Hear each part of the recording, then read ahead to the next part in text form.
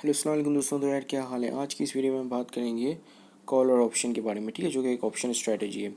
तो चलें इस ऑप्शन स्ट्रेटजी के बारे में जानते हैं, ठीक है। कॉलर और प्रोटेक्टिव कॉलर, ठीक है, ये दो नाम हैं इनके, कॉलर या protective collar.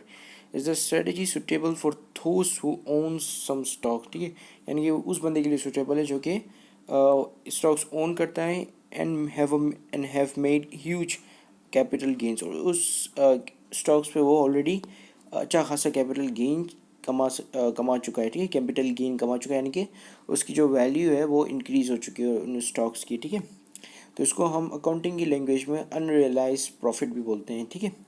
So but now thinking that these capital gain will convert into losses, ठीक है। अब वो सोच रहा है कि ये कन्वर्ट हो जाएंगे लॉसेस में, क्योंकि मार्केट जो है इसको ऐसा लगता है कि आने वाले वक्त में मार्केट जो है वो डाउन ट्रेंड पे मूव कर जाएगी, और इसके जितना भी कैपिटल इसको गेन हुआ है वो सारा लॉसेस में कन्वर्ट हो जाएगा या ख़त्म हो जाएगा, ठीक है। तो ये बेसिकली ये हम यहाँ पे ये पता कर रहे हैं कि ये स्ट्रेटजी किस वक्त अपनाई जाती है, ठीक है। सो अब trader is in long position on stock, ठीक है। अब ट्रेडर जो है वो लॉन्ग पोजीशन पे स्टॉक के, यानी कि ट्रेडर के पास लेट सपोज कि उसके पास ABC कंपनी के कोई स्टॉक है और उसने वो ख़रीदे हुए हैं ताकि वो बाय लो सेल हाई कर सके, यानी कि जब उसकी प्राइस और ज़्यादा बढ़ जाए तो वो सेल कर सके उसको, ठीक है। लेकिन अभी फ़िलहाल वो होल्ड करना चाह रहा है और देखना चाह रहा है कि ये और ज़्यादा ऊपर बढ़ते हैं या तो फिर ये नीचे गिरते हैं, ठीक है। अभी फ़िलहाल वो होल्ड कर रहा है, ठीक है, उसको बेचने नहीं है। हो सकता है कि वहाँ से उस स्टॉक से जो है अच्छा खासा डिविडेंड आता होगा, तो जिसकी वजह से उसको बेचना नहीं है, ठीक है। But expecting the prices to fall, लेकिन अब उसने जो एनालिसिस किया हुआ है, लेट सपोज कि उसने कुछ भी टेक्निकल एनालिसिस किया अपना या फंडामेंटल एनालिसिस किया, और उसकी बेसिस पे ये कंक्लूजन पे आया कि मेरे जो स्टॉक्स हैं उसके आने वाले टाइम में उनकी प्राइसेस गिर जाएंगी, ठीक है, और मेरा जितना भी कैपिटल गेन है सारा ख़त्म हो जाएगा, ठीक है। And do not want to sell the stock but want to hold and hedge. अब वो उसको जो है स्टॉक को सेल नहीं करना, लेकिन वो कह रहा है कि मैं किस तरह हैज करूँ इस पोजीशन को, ठीक है। यहाँ पे वर्ड हैज का इस्तेमाल हुआ है। हैज का मतलब होता है कि रिस्क को किस तरह रिड्यूस करूँ, कि अगर ये मार्केट लेट सपोज कि गिर जाती है, नीचे चली जाती है, डाउन ट्रेंड में चली जाती है, तो मैं किस तरह अपनी कैपिटल गेन को बचा सकूँ, ठीक है। So this hedging can be done using collar option, ठीक है। कॉलर ऑप्शन का इस्तेमाल करते हुए ये हैज अचीव हो सकता है, ठीक है। So in this a trader sell a call option, ठीक है। इसमें क्या करता है, एक ट्रेडर जो है कॉल ऑप्शन सेल करता है आउट द मनी, यानी कि जब ये सेल करता है कॉल ऑप्शन को, तो उस वक्त उस कॉल ऑप्शन पे जो स्ट्राइक प्राइस है वो ज़्यादा होती है स्पॉट प्राइस पे, ठीक है। और अगर ये कॉल ऑप्शन सेल करता है तो इसका मतलब ये राइट टू परचेज सेल कर रहा है किसी को, यानी कि जब एक्सपायरी के टाइम जिसको भी इसने ये कॉल ऑप्शन सेल किया है वो आकर इससे इसका स्टॉक परचेज कर सकता है स्ट्राइक प्राइस पे, ठीक है। And use the call premium to finance the purchase of, let me just raise it first, ठीक है। And use the call premium to finance the purchase of out the money put option, ठीक है। अब इसने call option इसलिए यहाँ पर हम सेल आउट करते हैं कॉल ऑप्शन को, ताकि हम फाइनेंस कर सकें पुट ऑप्शन को, ठीक है। अब ये कह रहा है कि मैं मतलब कोई ऐसा तरीका हो जिससे मुझे अपनी जेब से पैसा ना देना पड़े, और क्या कहते हैं मैं जो है पुट ऑप्शन भी ख़रीद लूँ, क्योंकि जाहिर सी बात पुट ऑप्शन जब खरीदेगा तो उसको प्रीमियम देना पड़ेगा। लेकिन अगर कॉल ऑप्शन वो सेल करता है तो इसका मतलब कि वो प्रीमियम रिसीव्ड करेगा, ठीक है, प्रीमियम उसको मिलेगा। अब यहाँ पर ये है कि ट्रेडर क्या कर रहा है, ये चालाकी ये कर रहा है कि कॉल ऑप्शन को सेल कर रहा है, ठीक है, आउट द मनी, यानी कि जिस वक्त कॉल ऑप्शन को सेल कर रहा है उस वक्त उसकी स्ट्राइक प्राइस ज़्यादा है स्पॉट प्राइस के, ठीक है। और उसके बाद अपना ट्रेडर जो है वो क्या कर रहा है कि उसको जो प्रीमियम वहाँ से मिल रहा है कॉल ऑप्शन से, उसे ख़रीद रहा है अपना पुट ऑप्शन, ठीक है। और जो पुट ऑप्शन खरीद रहा है और जो कॉल ऑप्शन सेल कर रहा है उस दोनों में जो अंडरलाइनिंग एसेट है वो ये ABC कंपनी का स्टॉक है, ठीक है। यानी कि अंडरलाइनिंग सेम है और एक्सपायरी भी सेम है, ठीक है, खाली स्ट्राइक प्राइसेस डिफरेंट हैं, ठीक है। और ये जो इसने पुट ऑप्शन ख़रीदा ये भी आउट द मनी है, ठीक है, यानी कि इसकी जो स्ट्राइक प्राइस है वो कम है स्पॉट प्राइस के, ठीक है। ठीक है, तो मुझसे ये जो मार्क है यहाँ पे ये गलत लग गया है, ठीक है। ये एक्चुअली लेस की साइन है, ठीक है, जहाँ पे स्ट्राइक प्राइस जो है वो कम होती है स्पॉट प्राइस पे, ठीक है। तो यह आउट द मनी ऑप्शन होता है। अब ये किस तरह आउट द मनी और इन द मनी पे, वैसे तो मैंने अच्छी खासी डिटेल वीडियो बनाई है कि किस तरह जो है वो पहचाना जा सकता है कि आउट द मनी है, इन द मनी है, ठीक है। लेकिन एक सिंपल तरीका ये बता देता हूँ कि फॉर एग्जांपल अगर एक बंदे को ये इख्तियार मिल जाए कि वो ऑप्शन को जिस दिन परचेज़ करता है उसी दिन ही सेल करे, तो उससे उसको प्रॉफिट होगा या लॉस होगा, ठीक है। कोई भी ऑप्शन को, कॉल ऑप्शन या पुट ऑप्शन को, अगर उसको लॉस होता है तो उसका मतलब कि वो आउट द मनी है, ठीक है। और अगर उसको एक्सरसाइज कराने पर उस ऑप्शन को प्रॉफिट होता है उसी दिन, तो ये इन द मनी है, ठीक है। So this is how in the money and out the money works. It's a very simple trick to know when the option is in the money or out the money, ठीक है। So both the options are same stock होती है, same expiry, ठीक है। And this way the trader can protect his gain, ठीक है। और इस तरह से वो ट्रेडर प्रोटेक्ट कर सकता है अपने गेन को जब अगर डाउन साइड मूवमेंट से, यानी कि डाउन साइड मूवमेंट पे जो है लॉस अब लिमिटेड हो जाता है। लेकिन इसका रिस्क ये है कि जो अपसाइड पे जो पोटेंशियल है स्टॉक की और ज़्यादा ग्रो करने की, वो भी लिमिटेड हो जाती है, ठीक है। लेकिन यहाँ पर जो हमारा ट्रेडर है वो ज़्यादातर उसको यही लगता है कि मार्केट जो है वो डाउन ट्रेंड में मूव करेगी, ठीक है, अप ट्रेंड में मूव नहीं करेगी। लेकिन ट्रेडर जो है यहाँ पे ये नहीं, इसको जो है अपने जेब से पैसे खर्च नहीं करने हैं अपने रिस्क को लिमिटेड करने में, तो वो ये क्या कर रहा है कि ये कॉल ऑप्शन को सेल कर रहा है ताकि वहाँ से जो पैसे आए उससे अपने लॉस को लिमिटेड करे, ठीक है। पुट ऑप्शंस को, मतलब पुट ऑप्शंस को ख़रीदें, ठीक है। As the trader sells the call option it gives the other person a right to purchase, ठीक है। जो दूसरा बंदा है उसको, जिसको इसने सेल किया कॉल ऑप्शन, उसका राइट आ जाता है परचेज करने का, ठीक है। Now trader stock at a strike price and the trader is obligated to sell, ठीक है। अब इस सूरत में क्या होता है कि ट्रेडर अगर वो अपना कॉल ऑप्शन को जिस बंदे को उसने कॉल ऑप्शन सेल किया है, ठीक है, अगर वो अपना कॉल ऑप्शन एक्सरसाइज कराता है तो हमारा ट्रेडर ऑब्लिगेटेड है कि उसको स्टॉक्स को सेल करेगा जो हमारे ट्रेडर के पास ऑलरेडी पड़े हुए हैं स्टॉक ABC कंपनी के, वो सेल करेगा स्ट्राइक प्राइस पे, ठीक है। And as the trader purchase put option it gives the trader right to sell at strike, ठीक है। और अगर वो मतलब उस प्रीमियम से जो उसको प्रीमियम रिसीव हुआ उससे अगर वो परचेज करता है पुट ऑप्शंस को, तो उसको क्या मिल जाएगा, right to sell at strike price पे वो सेल कर सकता है, ठीक है। तो अब हम चलें देखते हैं कि ये एक्चुअल में किस तरह काम करता है, ठीक है। Now let's suppose you have a stock of ABC company which you purchase for 50 rupees, ठीक है, जो कि आपने परचेज किया है 50 रुपये पे, ठीक है। Late me just clear it.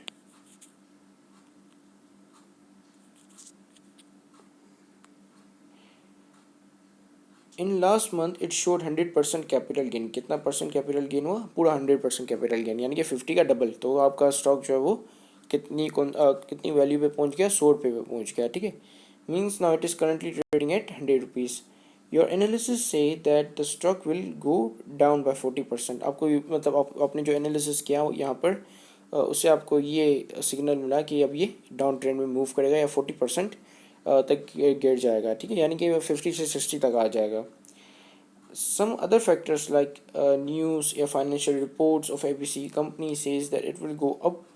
So now you don't want to lose your capital gain, ठीक है। अब आपको जो अपना कैपिटल गेन यहाँ पे हैजिंग करनी है और अपना कैपिटल गेन को लूज नहीं करना, बचाना है, ठीक है, उसको अपने कैपिटल गेन को, ठीक है। और जो कॉल पे प्रीमियम लगता है आउट द मनी वो 4 रुपये, और जो पुट पे जो प्रीमियम लगता है आउट द मनी वो भी 4 रुपये, ठीक है। तो देखो अब ये जो है यहाँ पर आपकी स्ट्राइक है पुट की, ठीक है। लेट सपोज के 80 रुपीज़ आपकी स्ट्राइक है पुट की, ठीक है। स्टॉक की करंट प्राइस है 100 रुपीज़, जो स्टॉक अंडरलाइनिंग एसेट है ऑप्शंस पे उसकी जो प्राइस है ABC स्टॉक की वो 100 रुपीज़ है, और जो स्ट्राइक है हमारी कॉल पे वो 200 रुपये, ठीक है। यानी कि अगर आप जो है पुट को एक्सरसाइज कराओगे, जो कि आपके पास राइट है एक्सरसाइज कराने का क्योंकि आपने पुट को परचेज़ किया है, तो जब आप एक्सरसाइज कराओगे तो आप जो है अपनी ये सिक्योरिटीज़ हैं जो स्टॉक्स हैं वो 80 रुपीज़ पे सेल कर सकोगे, ठीक है। और इसी तरह जिसको आपने कॉल ऑप्शन सेल किया है अगर वो अपना एक्सरसाइज कराता है स्टॉक, मतलब वो अपना ऑप्शन एक्सरसाइज कराता है, तो वो जब 200 रुपये का स्टॉक 100 रुपीज़ पे आपसे परचेज़ कर सकता है, ठीक है। तो यहाँ तक आई होप कि क्लियर हो गया। अब हम देखते हैं कि यहाँ पे किस तरह वो हैजिंग होती है, ठीक है। ये बेसिकली एक स्ट्रेटजी है जिसे हैजिंग किया जाता है, मतलब अपनी लॉस को मिनिमाइज़ किया जाता है बगैर किसी को ये रुपया वेस्ट अपनी जेब से बगैर पैसा दिए, ठीक है, बगैर पैसा दिए इस लॉस को मिनिमाइज़ किया जाता है, ठीक है। लिमिटेड किया जाता है लॉस को, ठीक है। लेकिन इसका डिसएडवांटेज ये है कि जो अपवर्ड पोटेंशियल है स्टॉक की और ज़्यादा ऊपर ग्रो करने की, या और ज़्यादा आपकी प्रॉफिट कमाने की उस स्टॉक से वो भी लिमिटेड हो जाती है, ठीक है। तो लेट सपोज अब ये करते हैं कि हमारा जो ट्रेडर है उसका ये शक सही निकल जाता है, उसका एनालिसिस सही निकल जाता है और स्टॉक जो है वो लेट सपोज कि वो पहुंच जाता है कुछ 40 रुपये पे, ठीक है। अब स्टॉक की जो करंट प्राइस है वो कितनी हो गई, 40 रुपये की, ठीक है। अब हम देखेंगे कि वो अपना ये गेन, कैपिटल गेन को किस तरह बचाता है ये पोजीशन को क्रिएट करते हुए, ठीक है। अब जब 4 रुपये की हो गई तो जो उसने कॉल सेल किया था, तो जाहिर सी बात है, यानी कि ये अगर इसने सेल किया है और तो जिस बंदे के पास ये कॉल ऑप्शन गया सेल होकर, मतलब जिसने इससे कॉल ऑप्शन परचेज़ किया जिस बंदे ने, वो उस पर लॉन्ग था, ठीक है। लॉन्ग था तो जाहिर सी बात है वो यहाँ पे अपना ऑप्शन एक्सरसाइज तो नहीं कराएगा ना, अदरवाइज उसको प्रॉफिट लॉस होगा और उसके पास ये राइट है कि वो कराए या ना कराए, तो जिसके वजह से वो वर्थलेसली इस ऑप्शन को एक्सपायर होने देगा, ठीक है, वो बंदा। तो यहाँ पे सिर्फ हमारे जो ट्रेडर है उसको 4 रुपये यहाँ पे ट्रेडर को रिसीव होंगे प्रीमियम, जो उसने कॉल ऑप्शन सेल किया। अब ये 4 ऑप्शन जो है उसने यहाँ पे खर्च कर दिए पुट ऑप्शन को परचेज करने में, ठीक है। तो यहाँ पे अगर हमने यहाँ पे -4 लिख लिया, ठीक है। अब लेट सपोज कि ये हमारी ट्रेडर की जो एंटिसिपेशन या फोरकास्टिंग है about the prices of the stock, वो करेक्ट हो जाती है और जो स्टॉक है वो 100 से मूव करके चले जाता है 40 रुपीज़ पे, ठीक है। तो अब जब 40 रुपीज़ पे यहाँ पे मूव करेगा तो यहाँ पे जो हमारा जो ट्रेडर है उसके पास ये राइट है कि अगर वो अपना पुट ऑप्शन को एक्सेस कराता है तो वो सेल कर सकता है ये 40 रुपीज़ का स्टॉक 80 रुपीज़ में, ठीक है, स्ट्राइक प्राइस पे। ये हमारी स्पॉट प्राइस है, ठीक है, 40 हमारी स्पॉट प्राइस है, वो स्ट्राइक प्राइस पे सेल कर सकता है। तो यानी कि इस सूरत में वो अपना जो उसको 100% गेन हुआ था उसका वो 80% तक उसको बचा सकता है, ठीक है, अपने उस गेन को, ठीक है। क्योंकि उसका जो है यहाँ पे गेन हुआ था, यहाँ पे अगर आप देखो तो उसने 50 रुपीज़ का ख़रीदा था, ठीक है, स्टॉक, और वो कितना का हो गया, 100 रुपये का हो गया, ठीक है। फिर 100 से गिर के कितना हो गया, 40 रुपये का हो गया। तो इसका मतलब जब ये अपना ऑन स्ट्राइक उसने सेल किया, क्योंकि स्ट्राइक प्राइस 80 है, तो 80 मतलब उसने 40 का स्टॉक जो है वो 80 रुपये में सेल किया, ठीक है। तो उसको कितना प्रॉफिट हुआ, 40 का, ठीक है। तो यानी कि उसने अपना कैपिटल गेन बचा लिया यहाँ पर, ठीक है। अब ऑन द अदर साइड हम देखते हैं कि लेट सपोज के उसकी एंटिसिपेशन या उसकी जो फोरकास्टिंग है about future price movement of the stock वो गलत हो जाती हैं, ठीक है। और जो स्टॉक है उस पर और ज़्यादा कैपिटल गेन हो जाता है और वो और ज़्यादा बढ़ जाता है। लेट सपोज कि वो 100 से जो है वो 40 पे नहीं जाता, ठीक है। पहले late me just clear this all. अब क्या है कि वो 100 से 40 पे नहीं गया, ठीक है। अब वो 100 से चला गया 400 तक, ठीक है, मतलब बहुत ज़्यादा ह्यूज अपवर्ड ट्रेंड आ गया, ठीक है, और बहुत ज़्यादा स्पीड में जो है ये मार्केट ऊपर मूव कर गई, 400 तक चले गया। अब हम देखते हैं कि किस तरह उसकी जो ये 400 रुपये बनाने की जो पोटेंशियल थी वो सेक्रीफाइस हो गई, ठीक है, ट्रेडर की। अब यहाँ पे जब 400 पे हुआ तो जिसको इसने कॉल ऑप्शन सेल किया था वो क्या था, लॉन्ग था, उसकी जो पोजीशन थी वो लॉन्ग थी, यानी कि उसको तभी प्रॉफिट होगा जब प्राइसेस, स्टॉक की जो प्राइसेस है वो अपवर्ड मूवमेंट करेंगी, ठीक है। तो अब देखते हैं कि अब वो जो है अपना यहाँ पे कॉल ऑप्शन को एक्सरसाइज कराएगा, जाहिर सी बात है कराएगा, क्योंकि उसको अब तो उसको प्रॉफिट हो रहा है तो वो कैसे नहीं कराएगा। तो यानी कि अब इसके पास राइट है कि वो 400 रुपये का स्टॉक जो है, ट्रेडर की बात नहीं कर रहा हूँ, हमारा जो ट्रेडर है उसकी बात नहीं कर रहा हूँ, वो भी वो जो इस सिचुएशन में वो लॉस में है, ठीक है। हम उसकी बात कर रहे हैं जिसको हमारे ट्रेडर ने कॉल ऑप्शन सेल किया था, ठीक है। अब जब उसको सेल किया था तो उसके पास राइट टू परचेज है, यानी कि वो जब on expiry of the option he can purchase the stock from our trader at a strike price, ठीक है। स्ट्राइक प्राइस पे वो हमारे ट्रेडर से उसका स्टॉक परचेज कर सकता है, ठीक है। तो उसके पास राइट टू परचेज है, ठीक है। अब ये 400 का स्टॉक उसने हमसे परचेज़ किया क्योंकि स्ट्राइक ऑन कॉल जो है वो 200 रुपये थी, तो उसने 200 रुपये पे हमसे हमें 200 रुपये देकर 400 रुपये वाला हमारा स्टॉक जो है वो लेकर गया, ठीक है। यानी कि हमारा यहाँ पे जो ट्रेडर है उसका लॉस कितना हुआ, 300 रुपये का, क्योंकि उसने 100 रुपये का जो शेयर है वो 400 रुपये में सॉरी 400 रुपये का शेयर उसने 100 रुपये में बेच दिया, ठीक है। तो 300 रुपये का लॉस हुआ, लेकिन इसको जो प्रीमियम रिसीव हुए थे 4 रुपीज़, तो ये जो है इसमें ऐड हो जाएंगे, ठीक है। और ये -300 है तो ये बच जाएगा -296, ठीक है। फिर यहाँ पर जो है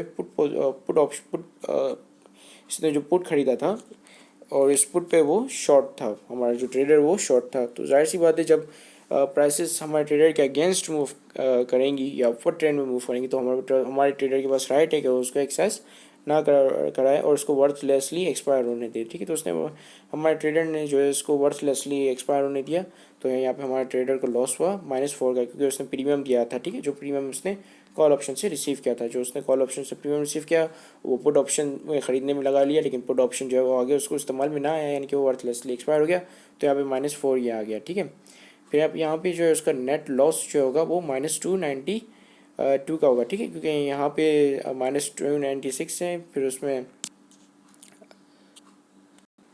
बल्कि सॉरी ये रकम गलत लिखी हुई, क्योंकि अगर -296 में -4 को एडअप कर दें तो ये माइनस जो है वो 300 हो जाएगा पूरा। ठीक है, -300 हो जाएगा। ठीक है, I am so sorry about this inconvenience. यहाँ पे ये भी नंबर गलत लिखा हुआ है और ये भी गलत लिखा हुआ है। ठीक है, ये -300 है और ये जो -92 है एक्चुअल में -200 है। ठीक है, -200 है और ऊपर वाला -100 है। ठीक है, -92 ये नहीं है बल्कि -100 है। ठीक है, तो यहाँ पे थोड़ा ही रकम अमाउंट गलत लिखी हुई है।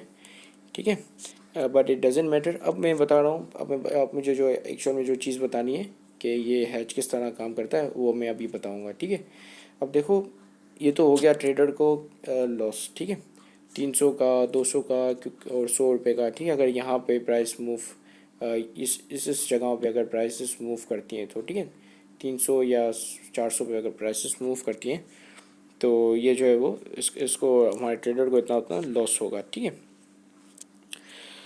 क्योंकि ट्रेडर को जो है एट दी एंड 100 रुपये का ही शेयर बेचना पड़ेगा, चाहे फिर वो कहीं पे भी मूव करे। ठीक है, अब देखो ट्रेडर को बचाना था अपना ये कैपिटल गेन, जो ट्रेडर ने 50 रुपीज़ का शेयर ख़रीदा और वो उसके जो है 100% कैपिटल गेन हुआ 100 रुपये का। तो ट्रेडर का जो हमारा जो ट्रेडर उसका असल मकसद ये था कि वो अपने गेन को बचाए जो उसने गेन किया था। ठीक है, उसका असल मकसद ये बिल्कुल ही नहीं था कि जो यहाँ पर 400 पे जाके ये 400 तक जाके ये हिट कराए अपने शेयर को या वहाँ पे जाके प्रॉफिट करे। तो यहाँ पे ट्रेडर का प्रॉफिट कमाना मकसद नहीं है। ठीक है, यहाँ पे ट्रेडर का जो पूरा मकसद है अपने कैपिटल गेन को बचाना। जो उसका कैपिटल गेन हुआ है 100 रुपये का, वो ट्रेडर नहीं चाहता कि मेरा 100 रुपये से कम में बिके। ठीक है, ट्रेडर ये नहीं चाहता कि मेरा 100 रुपये से ज़्यादा में बिके, 200 में 300 में बिके, वो कह रहा है कि मेरा 100 रुपये से कम में बिके। ठीक है, अगर यहाँ पे ये एक्सेस होता है और वो परचेस कर लेता है, ठीक है, हमारा जिसको ट्रेडर ने कॉल ऑप्शन सेल किया था, तो एट दी एंड ट्रेडर को जो प्रॉफिट होगा वो मिनिमम 100 रुपये का ही होगा, क्योंकि उसका जो है ऑन और सॉरी 200 रुपये का होगा, क्योंकि यहाँ पे स्ट्राइक जो है वो कॉल पे स्ट्राइक जो है 200 रुपये है। ठीक है, सो एट दी एंड हमारे ट्रेडर का जो कैपिटल जो यहाँ पे मेन मकसद था ना स्ट्रेटेजी का, वो था कैपिटल गेन को बचाना। ठीक है, हेजिंग करना। ठीक है, तो यहाँ पे ये हैज हो गया हमारे ट्रेडर का। ट्रेडर ने अपने कैपिटल गेन को बचा लिया, जो 50 रुपीज़ 100% गेन हुआ था ट्रेडर को, उसको बचा लिया और साथ साथ यहाँ पे और ज़्यादा गेन भी हुआ ट्रेडर को। ठीक है, 100% और गेन हुआ, क्योंकि 200 रुपये हो गई प्राइसेस। ठीक है, यानी कि 200% गेन उसने अपना ट्रेडर का बचाया। तो यहाँ पे ट्रेडर भी प्रॉफिट में और जिसने कॉल ऑप्शन परचेज किया था वो भी प्रॉफिट में है। ठीक है, ट्रेडर इन द सेंस इस तरह से प्रॉफिट में क्योंकि उसने अपने 200% कैपिटल गेन को बचा लिया। ठीक है, और जबकि वो जो जिसको कॉल ऑप्शन सेल किया था वो इस तरह प्रॉफिट में क्योंकि उसने 400 का शेयर 200 में ख़रीदा। ठीक है, तो यहाँ पर विन विन सिचुएशन एक तरह से क्रिएट हो गई है। ठीक है, so this is it. Thank you very much for watching this video. Have a great day एंड अल्लाह हाफिज़। ठीक है, तो अगर आपको समझ में आ गया है so you can leave, you can just close the video. But अगर फिर भी नहीं आया सो अब मैं जो है इसको थोड़ा और आसान करके समझाने वाला हूँ। ठीक है, अब लेट सपोज आप हो या कोई भी बंदा है, उसने 30 रुपये का एक स्टॉक ख़रीदा। ठीक है, अब उसको जो है वो कुछ ही महीनों में वो स्टॉक बढ़ के हो गया, मतलब उसकी जो गेन हो गया वहाँ पे 45% का हो गया। ठीक है, उसमें कैपिटल गेन हुआ और वो कैपिटल गेन होने के बाद 45 रुपीज़ का हो गया। ठीक है, अब जिसने भी ये परचेज़ किया था उसको पक्का यकीन था कि मार्केट जो है वो ऊपर जाएगी और वो उसके यकीन के हिसाब से गई। ठीक है, अब उसने एनालिसिस किया है और वो उसको इस बात का डर है कि अब मार्केट जो है वो डाउन ट्रेंड मूव लेगी, यानी कि नीचे गिरेगी। ठीक है, तो अब वो सोच रहा है कि मैं इस अपने गेन को किस तरह प्रोटेक्ट करूं। ठीक है, तो उसने कहा कि मैं एक कॉल ऑप्शन को सेल कर लेता हूँ, उसका पैसे नहीं है, ठीक है। उसने कॉल ऑप्शन को सेल किया और उस कॉल ऑप्शन को सेल करने पर उसके पास प्रीमियम आ गया, ठीक है। तो जब उसके पास प्रीमियम आया तो उसने उस प्रीमियम से एक पुट ऑप्शन को परचेज़ कर लिया, ठीक है। तो जब उसने पुट ऑप्शन को परचेज़ किया तो, और ये जो उसने परचेज़ और सेल किया था ये दोनों ऑप्शन को आउट द मनी पे किया था, ठीक है। तो यानी कि वहाँ से जो भी प्रीमियम आया और तो वो उसने उसमें लगा लिया, पुट ऑप्शन में लगा लिया, ठीक है। अब लेट सपोज के इसका इसका अंदाज़ा बिल्कुल सही हो जाता है और मार्केट नीचे चले जाती है 15 रुपीज़ पे चले जाती है, ठीक है। लेट सपोज के वो 15 रुपीज़ पे चले जाएगी, तो वो जो है अपना अपना पुट ऑप्शन को एक्सरसाइज कराएगा और स्ट्राइक प्राइस पे सेल करेगा, ठीक है। लेट सपोज कि स्ट्राइक प्राइस 30 ही थी, ठीक है। तो वो 30 पे उसने सेल कर लिया, तो क्या हुआ कि उसको जो है कैपिटल गेन उसका बच गया, ठीक है। और इसी तरह अगर वो मार्केट जो है वो अपवर्ड ट्रेंड मूव लेती है, ठीक है, लेट सपोज कि डाउनवर्ड ट्रेंड मूव नहीं लेती है, अपवर्ड ट्रेंड मूव लेती है, ठीक है, यानी कि यहाँ 45 से 50 हो जाती है, तो उस सूरत में भी उसका उसको जो है वो उसका कैपिटल गेन जो है वो कम नहीं होगा, लॉस में कन्वर्ट नहीं होगा, ठीक है। उसको उतना ही गेन होगा जितना उसको होना था, ठीक है, या जो उसका डिज़ायरेबल गेन था। तो यहाँ पे उसकी डिज़ायरेबल प्राइस पे सेल हो रहा है, ठीक है। फिर चाहे वो पुट ऑप्शन का इस्तेमाल करते होते हुए सेल हो रहा है उसका, या तो फिर कॉल ऑप्शन का इस्तेमाल होते हुए सेल हो रहा है, ठीक है। So this is it, thank you very much, have a great day.